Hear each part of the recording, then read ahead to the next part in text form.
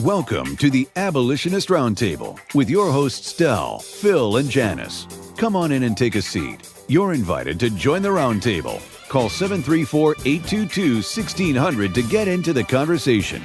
And now, your hosts, Del Marsh, Phil Stargell, and Janice Daniels. And good morning. This is Phil Stargell of the Abolitionist Round Table. Today we have a pretty exciting show. We have an in-house studio guest. Excuse me. But first of all, we want to, as usual, bring in the lineup in, and that is Del Marsh and former Mayor of Troy, Janice Daniels, and just let them have a quick say, and then we're going to get to our interview. Well, I'm just going to say go Michigan. Big game today. Oh, go yeah. Michigan. Let me ask you, while we're at that, give us a quick on our website. Absolutely.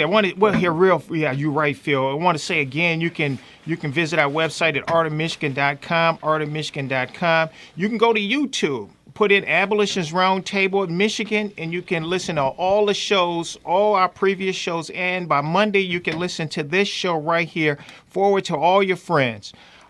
Also, when you're on our website, if you click on the WHAM logo, click on that WHAM logo, and if you're on the move, you can listen live to this show right here. And then we have something else on there. It's called Tune In. You can click on Tune In, and you can listen live. We have a petition on there. Stop the invasion petition. Click on that. I want you to go ahead and sign that petition. And we're going to talk about later on in the show, Phil. I talk about if they that we're having a 5th annual Holocaust tour. You know, that's on the website too. You can register for that. Yeah, well, we definitely need. Yes, and then one more thing I want to mention: if you want to send us an email, I'm gonna read the emails right now, and we'll address your questions. For those that don't want to call, send us an email at art@whamradio.com. And I'm reading those emails right now. We'll discuss as we go about this show. We'll discuss those comments or questions also. All right, back to you, Phil. Okay, we have the honor of having a gentleman that just got his first copies of his book, and we are the lucky first people to do this introduction to this very important piece of work that has been done by a gentleman that is a caller to the program, a regular listener, and somebody who's been active in politics for a number of years. And it is really an honor to have him here and to have did a little bit of input with this book, with opinion. Mm-hmm. And in my opinion. Of course. Of course. Although I know he didn't. Okay. We're just full of them, aren't we? Full of something anyway. But we have in the studio this morning David Bruce Fleury. Mm-hmm. And the name of this work that he's put together is The Negro Project, a look at the life and a look at the work of somebody that is, and my estimation, notorious. Mm-hmm. And so it is a work on Margaret Sanger. And Bruce, it is a real honor to have you in the studio with us this morning. Woohoo! Well, thank you. Right, thank you very much. Good morning, Janice. Good morning, Phil, and good morning, Del. I really do appreciate this opportunity to come out here and tell you folks a little bit about the book. The book is called The Negro Project, and the subtitle is Margaret Sanger's Diabolical, Duplicitous, Dangerous, Disastrous, and Deadly Plan for Black America. And I know that sounds like a mouthful, but I hope to provide a mouthful of food for thought for just average Americans who really don't know what has taken place over the past, since the early 1900s, with the rise of the progressive movement, the birth control movement, and Margaret Sanger had such a played such a large part in it, and it turns out, considering the organization she founded, Planned Parenthood, very, very disastrous part for our black brothers and sisters, folks of color. And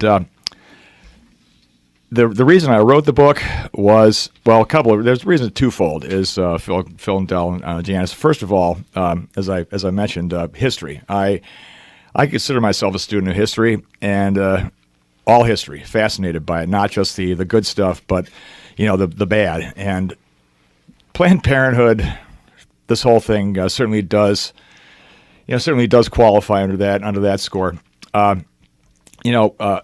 We are so historically illiterate in this country, guys. If you look at our test scores and that, our students, they really don't know anything about history. And this is a very dark chapter in American history. The Negro Project, guys, was an enterprise devised by Margaret Sanger, which was aimed at, well, I guess exterminating. Exterminating is the right word to use. Well, that's the word she used. Yeah, an entire group of people based upon one thing and one thing only, is their color of their skin. Right. Yeah. And here's the thing about it is that that does not resonate at all with the people, and I fault the media for being the one that hides the rocks that she threw. Yeah. Because you've heard the old saying, somebody throws rocks and hides their hands.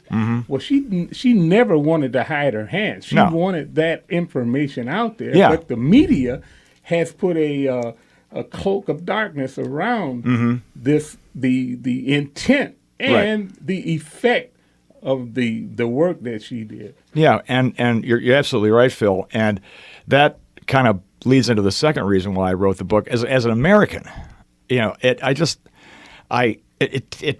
rips my heart out, guys, to see an entire group of people, our black brothers and sisters, the black community, just ripping itself apart. I mean, you have the highest murder rate, the highest rate of drug abuse, you have the highest incarceration rate, you have the highest high school dropout rate, you have the highest percentage of single-family households headed by the woman, by the mother. You have the highest percentage of out-of-wedlock births of any demographic group in America. And on top of it, you have the highest rate of AIDS. Of AIDS. And also the highest abortion rate. Yeah, and it's over 33%. In some states like California, New York, it's higher than that. It hovers around over 40%. Yeah, well, there's two types of abortion. Sure. And this is never put out there. There is the abortions that are done by in the clinics, in the clinics by people who have the means to pay for them themselves. Right. And this is a very high rate of upper class people. Right. But the abortion rate in the clinics that are primarily for poor people and visited by poor people. Yeah. The percentage in those clinics are much higher than in the 30%. They're in the 40%. Exactly. So they're almost half. Yeah. As many of the abortions are being committed on black women. Well, Phil, one of the chapters of the book has to deal with demographics, and if you study demographics, you'll find that the absolute minimum number of live births per female, this is known as the fertility rate of the replacement level, is slightly over 2 per female, which only makes sense. You got to have somebody replace mom and dad, right? That's exactly right. But because of all this we just mentioned, all this devastation, the bloodlines that have been severed, the carnage of the streets, the blood, the streets running red with blood of people that are alive and the unborn. The replacement level in the black community doesn't even approach even one live birth per female. Well, Bruce, isn't that actually what the progressives want? Mm-hmm. I mean, this was not just something that happened. Right. The black community was drawn into the welfare mentality. Correct. And so that destroys their desire to contribite to society, which of course increases the rate of crime, etc. Right. Margaret Sanger is actually a hero of the progressive movement, so that also played into it. It's just it all seems to have been orchestrated effort, and they've done very well. Progressives have done very well. Oh, yeah. At creating the environment that they have for the destruction of the black race, which is just phenomenally difficult to understand on a human level. And you know, J.S., that's a great point. And because of this minuscule, anemic, not even anemic, replacement rate in the black community, I mean, it's lower than most European countries. Oh, yeah. Yeah. I mean, Spain's like, what, 1.6 live births? I think because Mark Stein, in one of his books, had just outlined, had gone down country by country. They're not even replacing themselves. Yeah. I think where are we? Somewhere like 0.6 or 0.8? 0.7. 0.7. Yeah. And the thing is, like Reverend Hunter, Johnny Hunter, who from the Life Education and Resource Network, pointed out in an interview for the book, because he was one of seven, I call the Magnificent Seven folks that that are really out there fighting the good fight, including Brother Lee at Joshua's Trail, Ellis Washington, Ron Edwards here locally. He said that we do not know what we've lost. Not only have we lost 25 million black children alone who could have grown up into being their peak earning years, starting families, innovating, that type of thing, inventing, engaging in commerce, or simply just living lives and, as I like to call, being the kind of people upon whom great republics are built. We don't know.